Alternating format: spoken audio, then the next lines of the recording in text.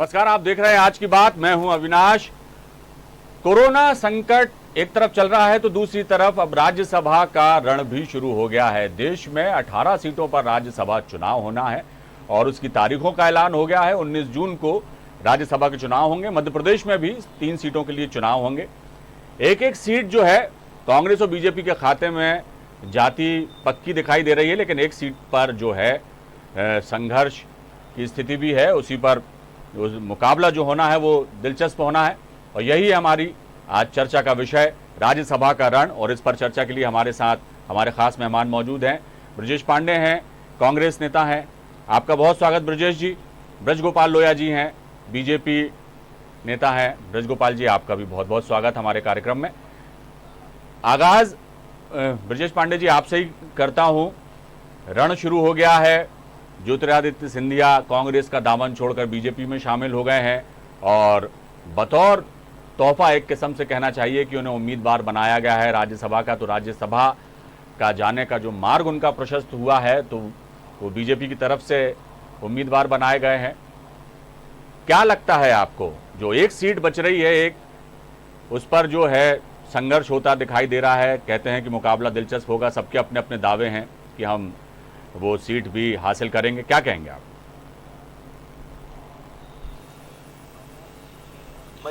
जो राज्यसभा चुनाव होने जा रहे हैं एक साथ इस देश के अंदर 18 जगहों पे जो है राज्यसभा की सीटों के चुनाव होने हैं, उसमें मध्य प्रदेश में जो है वो 3 सीटों के चुनाव हैं। और 3 सीटों में सबसे महत्वपूर्ण बात यह है कि पिछली बार की गणित के हिसाब से 2 सीटें भारतीय जनता पार्टी के पास थी, 1 सीट कांग्रेस के पास थी।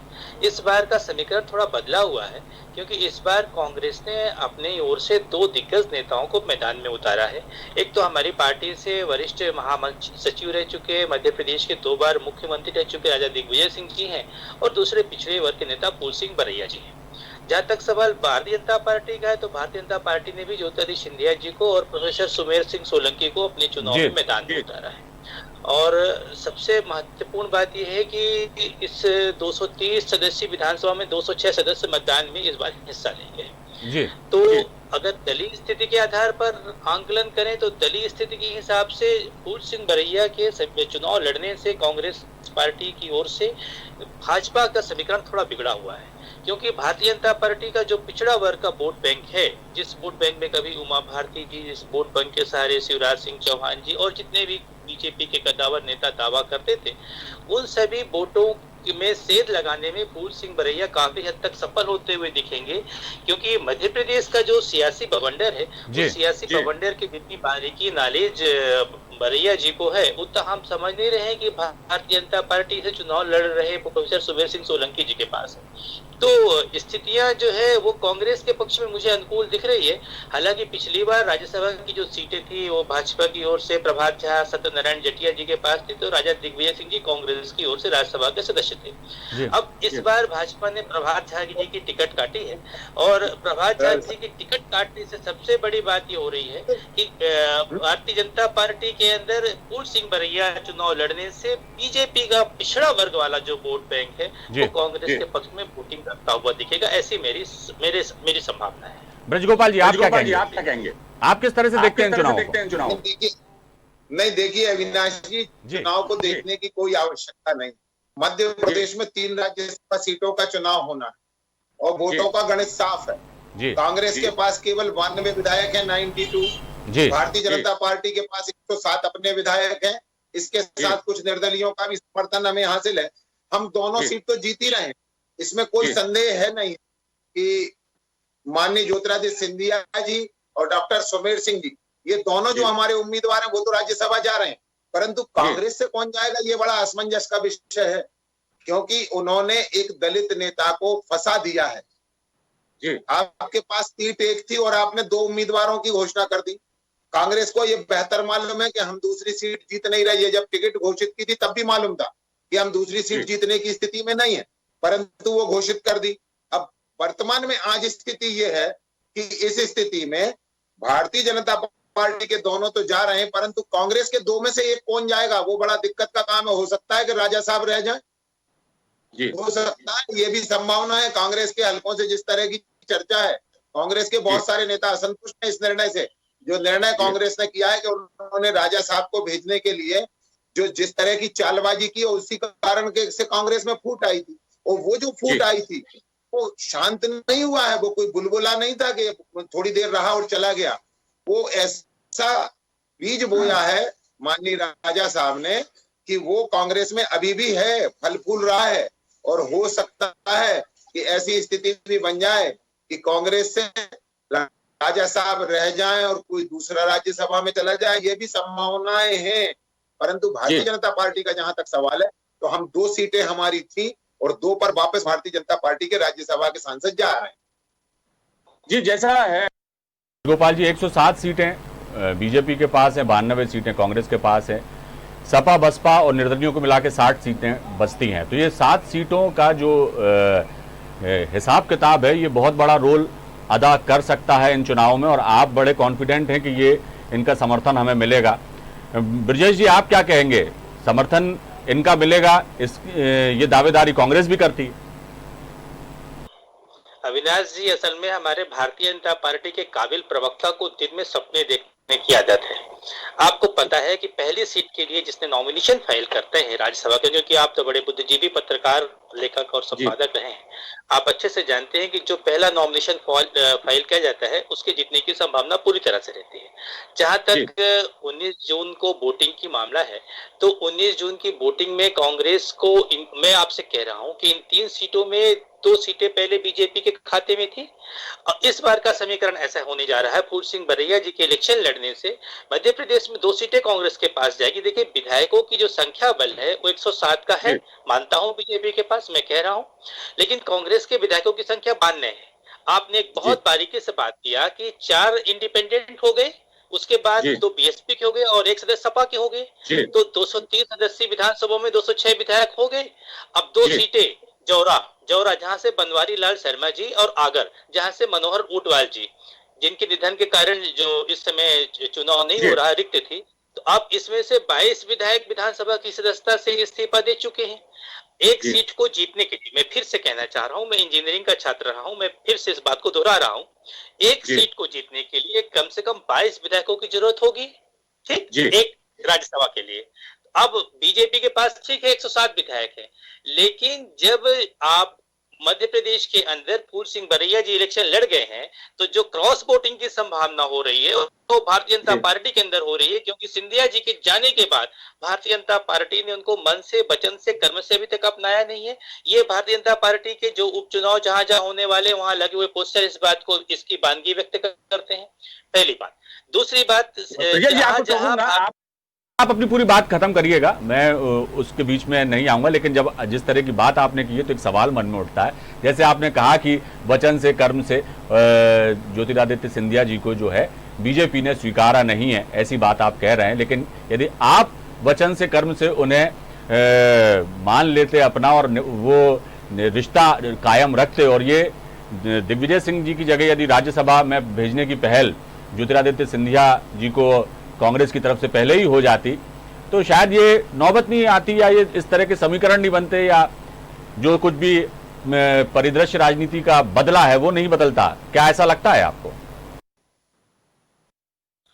देखिए, ऐसा है कि एक शायर ने कहा है कि इस नदी की धार में ठंडी हवा तो आती है, नाव जर्जर ही सही लहरों से टकराती ही है।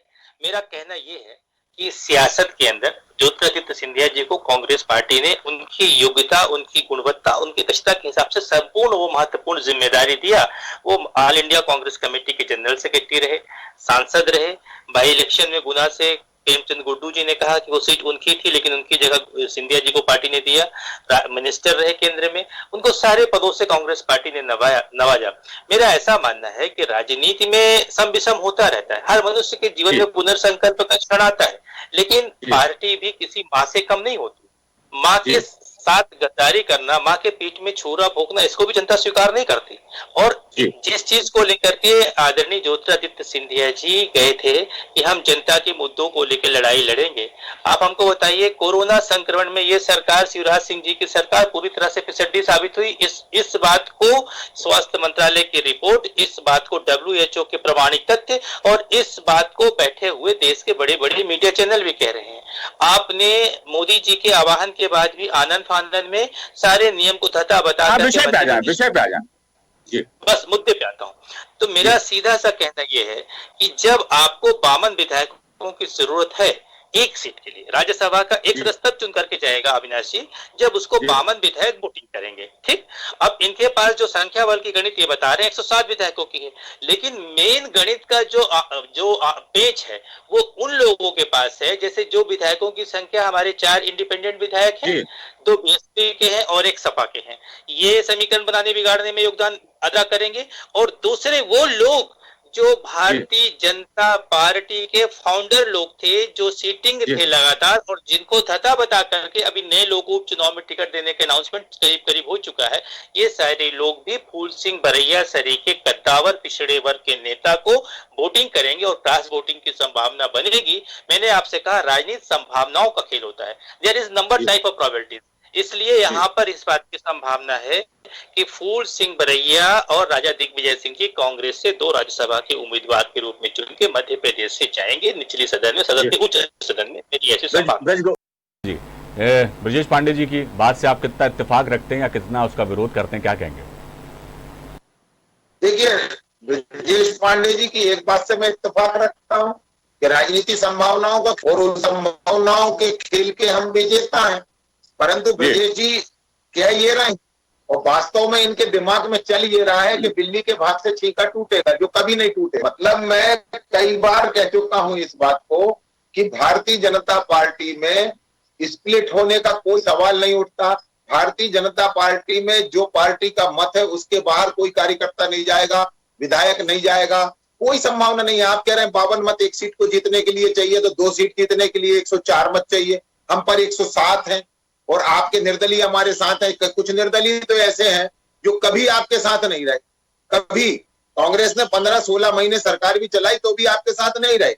भारतीय जनता पार्टी 2 सीट जीतने जा रही है और उसके पीछे एक कारण और है कि हमारे जो दूसरा उम्मीदवार हमने जिन्हें बनाया है आदरणीय डॉक्टर सुमेर सिंह जी, तो इस आप देखिए कि वो यह वह व्यक्ति है कि जो कोई बड़े लीडरशिप नहीं है, परंतु उन्होंने झाबुआ में और अलीराजपुर में, धार में उन्होंने एक नई चेतना हमारे आदिवासी समुदाय में जगाने की कोशिश की है, जिस आदिवासी समुदाय को षड्यंत्र पूर्वक हिंदू संस्कृति से अलग करने का कुत्सित प्रयास कांग्रेस, वामपंथी और इनके समर्थित लोग कर रहे थे, उसको रोकने का काम किया है। इसलिए हम उन्हें वहां भेज रहे हैं। ये एक आदिवासियों की भी विजय होगी, ये उनकी भी विजय होगी जो लोग इस भारत की एकता और अखंडता के लिए समर्पित हैं, ये उनकी भी विजय होगी जो एक सूत्र में इस देश को रखना चाहते हैं, जातियों में विभक्त नहीं करना चाहते। अभी आप बात कर रहे थे डॉक्टर ब्रजगोपाल जी, मेरा एक सवाल इसमें बीच में ये है कि ये तो राज्यसभा का जो गुणा भाग है वो अपने अपनी तरफ से आप दोनों ही दल बता रहे हैं और जीत का दावा भी कर रहे हैं। उपचुनाव भी होना है अभी 24 सीटों पर, और उसमें भी कहीं ना कहीं ऐसा लग रहा है कि अब जो सिंधिया समर्थक विधायक हैं उन्हें अब बीजेपी की तरफ से टिकट मिलेगा, और तो जाहिर सी बात है कि जो बीजेपी के वहां पे कैंडिडेट हमेशा से रहे, ये चर्चा इन दिनों बहुत ज़्यादा इस वक्त सियासी गलियारों से लेकर सभी जगह है। तो ऐसे में कहीं ना कहीं विरोध के स्वर या जो है असंतुष्ट होने वाली बात होती है, उस तरह की भी चीज़ें बीजेपी में भी दिखाई देने की आशंकाएं व्यक्त की जा रही, तो इसको आप किस तरह से देखते हैं? देखिए अविनाश जी, मैं आपको एक बात बताऊं, भारतीय जनता पार्टी एक लोकतांत्रिक दल है।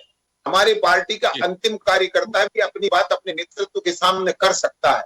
हम कांग्रेस की तरह का एक परिवारवादी राजनीतिक दल नहीं है कि बोलने का हक सभी को, ये मुनादी हो गई, आईने ने पेश की खामोशियां दरबार में। हम उस तरह का दल नहीं है।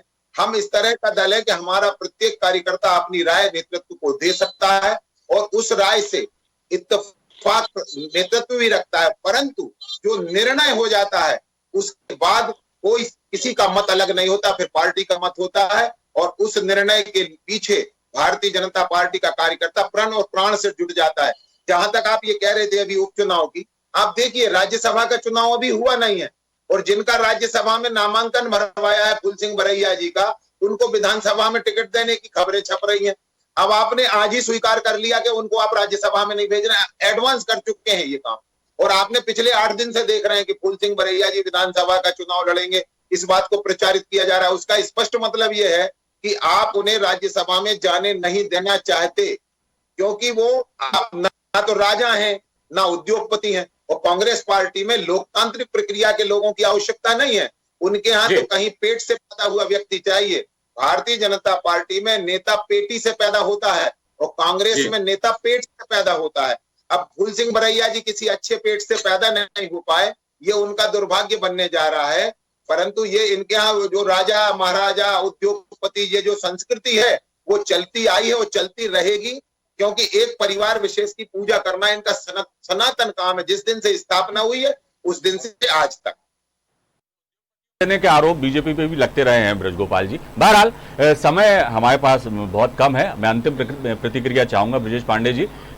जो भी चर्चा का लब लाभ है या जो भी परिदृश्य बन रहा है मध्य प्रदेश का, जी विकास देता है, उद्योग हमें प्रगति देता है, उद्योग उन्नति देता है। चाह रहा था कि मत की रही गति भूल बुलाई, जब जी जतन चाहा मत भाई तो जाना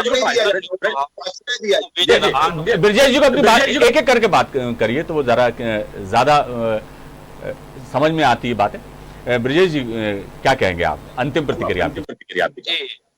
ब्रज गोपाल जी, मैं आपसे सिर्फ इतना ही कहना चाहता हूँ, गोस्वामी तुलसीदास जी ने बहुत अच्छी पंक्तियों में कहा है कि मत की रही गति भूत भुलाई, जब जही जतन जहां जही पाई, सो जानब सतसंग प्रभाऊ, लोगों वेद न आन उपाऊ। जहां तक हमारे यहाँ फूल सिंह बरैया जी की बात है, वो एक दलित चेहरा है, वो एक दलित नेता है। और जहां तक आपके प्रत्याशी की बात है, उनके बारे में मध्य प्रदेश का एक बच्चा भी नहीं जानता है, सुमेर सिंह सोलंकी जी के बारे में, जो बहुजन समाज पार्टी की विधायक कांग्रेस को सपोर्ट कर रही थी। उन्होंने यहां तक कहा था कि कमलनाथ जी ने मुझे कभी भी मंत्री बनने के लिए नहीं कहा, लेकिन शिवराज सिंह चौहान जी ने मुझे मंत्रिमंडल में मंत्री बनने का ऑफर किया है। तो जो आपने तोड़ फोड़ करके षड्यंत्र करके पिछले दरवाजे से सरकार बनाई है, वो सरकार में बैठे लोग ही आपको सही तरीके से उसका फल दे देंगे। मेरा ऐसा मानना है, जितनी कंस्पिरेंसी और जितनी क्रॉस वोटिंग इस राज्यसभा चुनाव में मध्य प्रदेश के अंदर होगी, उतनी किसी भी प्रदेश के अंदर नहीं होनी है। मध्य प्रदेश में आपने षड्यंत्र कर करके, जोड़ तोड़ करके, और पूंजीपतियों की पार्टी है आपकी। बहुत अच्छी बात अविनाश जी ने कहा, आपके अंबानी अडानी की पार्टी है आपकी, आप तो पूरी व्यापारियों की पार्टी ही है। कांग्रेस पार्टी जनता की पार्टी है। थोड़ा हमारे पास और 20 से 30 सेकंड आपके पास है ब्रजेश जी, आप यदि कुछ कहना चाहें तो कह दीजिए। अविनाश जी, वही मैं कहना चाह रहा हूं केवल एक बात, कि ये लॉकडाउन के दौरान आदरणीय ब्रजेश जी रामायण का अध्ययन करना है, बहुत धन्यवाद है उनको। परंतु थोड़ा आगे बढ़े, उत्तरकांड तक चल लिखा है, कहाँ ये लिखा है कि वो दिन भी ज्यादा दूर नहीं है। ब्रजगोपाल जी आपको बार बार से बाहर नहीं। चलिए ये है, कुल मिलाकर बात यही है कि अब वो दिन ज्यादा दूर नहीं है कि जब अब चुनाव हो जाएंगे राज्यसभा के, और दूध का दूध पानी का पानी हो जाएगा। किसके दावों में कितना दम है ये भी पता चल जाएगा। चर्चा में आप दोनों का ही बहुत बहुत शुक्रिया भाग लेने के लिए। ब्रजगोपाल जी आपका भी बहुत शुक्रिया, और ब्रजेश पांडे जी आपका भी बहुत बहुत शुक्रिया। तो देखना होगा कि 19 जून को राज्यसभा के चुनाव हैं देश में, 18 सीटों पर ये चुनाव होना है, 3 सीटें मध्य प्रदेश की हैं। दावे दोनों ही दल लगा रहे हैं, कांग्रेस और बीजेपी, की 2-2 सीटों पर उनका कब्जा होगा। देखना होगा कि क्या नतीजे आते हैं, नतीजे के बाद ही स्थिति साफ हो पाएगी। फिलहाल दीजिए इजाजत, बने रहिए आप हमारे साथ। नमस्कार।